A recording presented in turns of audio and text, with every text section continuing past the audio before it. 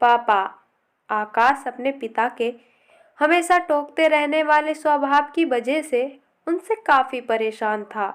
Room का पंखा चालू करके कहाँ गए थे? सुबह हो गई, फिर भी लाइट क्यों चालू रखा है?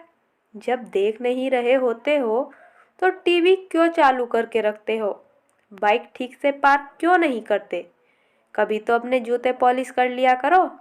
सुबह जल्दी उठा करो।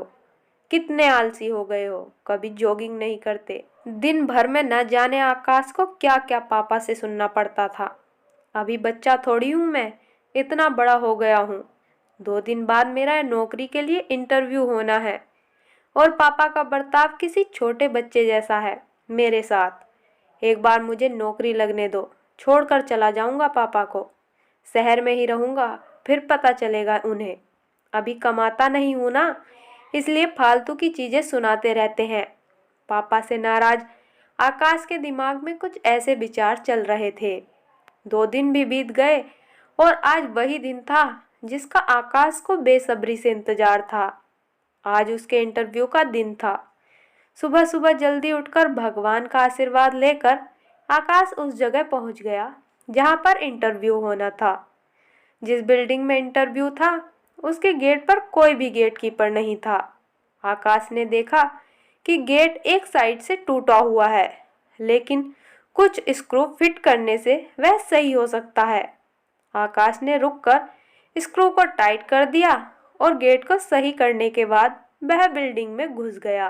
बिल्डिंग में दूसरे फ्लोर पर एक ऑफिस था जहां पर इंटरव्यू के लिए व्यवस्था की गई थी। जैसे ही आकाश उस फ्लोर पर पहुंचा तो उसने देखा कि ऑफिस के बाहर लोगों ने इधर उधर जूते और चप्पल निकाल रखे थे, जबकि वहां पर जूते चप्पल रखने के लिए एक स्टैंड रखा हुआ था। यह देखकर आकाश को अचानक अपने पापा की याद आ गई, जो उसे भी अक्सर अपने जूते चप्पल रखने को लेकर हमेशा टोकते रहते थे। आकाश से रहा नहीं गया और उसने बेमन से ही लेकिन उन सभी जूते और चप्पलों को स्टैंड पर अच्छे से रख दिया। अंदर प्रवेश करने से पहले आकाश की नज़र ऑफिस के बाहर जल रही कई सारी लाइटों पर गई, जिनकी बिल्कुल ज़रूरत नहीं थी। सूरज की रोशनी इतनी थी कि लाइट बंद रहे तो भी कुछ फर्क नहीं पड़ने वाला था। उसने बाहर जल रही सारी लाइटों को बंद किया, फिर ऑफिस के अंदर प्रवेश कर दिया। आकाश ने देखा कि ऑफिस में 20-25 कुर्सियां रखी हैं, लेकिन आगे की 10 कुर्सियों को छोड़कर बाकी की कुर्सियां खाली है और उन कुर्सियों के ऊपर लगे 2 पंखे बेवजह ही चालू हैं। उसने अपनी आदत के अनुसार दोनों पंखे बंद किए और बाकी फालतू पड़ी कुर्सियों को एक के अंदर एक रखकर साइड पर रख दिया और वहीं पर बैठकर अपना नंबर आने का इंतजार करने लगा। एक के बाद एक सभी कैंडिडेट का इंटरव्यू होने के बाद जब आकाश का नंबर आया तो वह थोड़ा सा नर्वस लेकिन निडर होकर इंटरव्यू लेने वाले के पास पहुंचा। इंटरव्यू लेने वाले ने उसे अपने पास रखी कुर्सी पर बैठने के लिए कहा और थोड़ी देर तक दोनों में कुछ भी बातचीत नहीं हुई।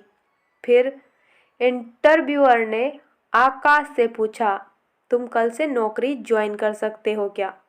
आकाश की कुछ समझ में नहीं आ रहा था कि यह उसके नौकरी पक्के होने की कंफर्मेशन है या फिर कोई ट्रिकी सवाल। बाद में इंटरव्यू लेने वाले जब सैलरी और क्या काम करना है ये बताया तब आकाश को यकीन हुआ कि उसकी जॉब पक्की हो गई है। आकाश बहुत खुश था, लेकिन समझ नहीं पा रहा था कि ना कोई सवाल ना एक्सपीरियंस के बारे में पूछा। फिर कैसे उसे जॉब के लिए फाइनल कर लिया गया। उसके चेहरे का सवालिया एक्सप्रेशन देख इंटरव्यू लेने वाले ने खुद ही कहा, कुछ सवाल और पेपर्स कभी आदमी की काबिलियत नहीं बता पाते। हमने इस बिल्डिंग में प्रवेश करने से लेकर प्रतीक्षा कक्ष तक कुछ अव्यवस्थाएं सेट करके रखी थी, वही आप सभी के लिए परीक्षा थी।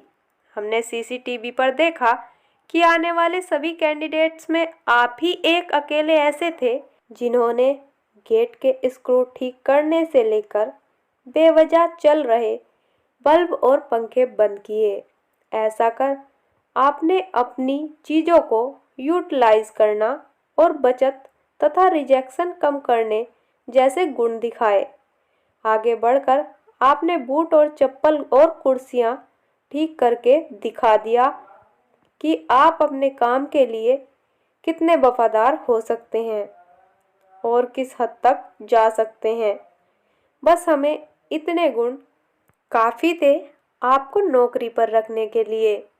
पूरी बात समझ में आने पर आकाश को फिर से अपने पापा याद आए और याद आई उनकी कही हर बात। लेकिन इस बार उसके मन में कड़वाहट नहीं थी, क्योंकि उसे आज समझ में आया था कि पापा ने उसके लिए उसी मूर्तिकार का किरदार निभाया था जो अपनी मूर्ति को सुंदर और कीमती बनाने के लिए उस पर कितनी बार छीनी और हथौड़ी चलाता है। आकाश, जो नौकरी मिलते ही अपने बाप से दूर भागने की सोच रहा था, वो नौकरी का कंफर्मेशन लेटर और साथ में मिली 1 महीने की एडवांस सैलरी को घर पहुंचते ही अपने बाप के कदमों में रख देता है। उनसे माफ़ी मांगते हुए कहता है कि पापा, मुझे माफ़ कर दीजिए, मैं आपको समझ नहीं पाया। अपने बेटे के लिए आंखों में खुशी और गर्व के आंसुओं के साथ पापा आकाश को गले से लगा लेते हैं और उसके सिर पर प्यार से हाथ फेरते हुए उसे आशीर्वाद देते हैं। दोस्तों, जब भी आपके पेरेंट्स आपको कुछ कहें तो उसके पीछे का कारण जरूर जानने की कोशिश करना। कभी डांटे या टोके तो उसके पीछे के सद्भाव को समझने की कोशिश करना। एक बार आप अपने लिए गलत सोच सकते हैं, मगर आपके पेरेंट्स नहीं।